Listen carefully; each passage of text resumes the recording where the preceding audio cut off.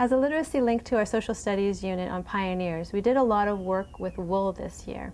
And two of the books to link with that unit are Farmer Brown Shears His Sheep and a very old story from the early 1900s called Pele's New Suit. This is a particularly nice one because it shows all of the hard work that this little boy had to do to get a new wool suit. After reading these books, we talked about and did most of the processing from fleece, making things that humans use. This is an example of the fleece that the children would look at. We dyed the wool. We actually used Kool-Aid. Just be careful to use a little bit of vinegar. A vinegar acts like glue that holds the dye molecules to the protein of the fleece. If you don't add some vinegar to it, when you wash the wool, the color will all come out. And then we talked about how humans will use this wool in a practical way. And one of the practical ways, and we got this from Pele's New Suit, was to weave it. So we used cardboard looms and the colored wool to weave bookmarks. I also get them to knit using a corker.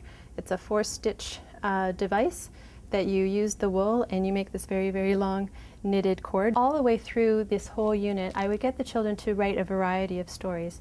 I would get them to write a fiction story, perhaps about a child that owns their own sheep, just like Pele. I might get them to write a non-fiction story, like the story of wool, using all the processes that are involved in taking the fleece from the sheep all the way to a finished woolen sweater, for example, or mittens. So these are just some of the things that I do to link literacy with social studies.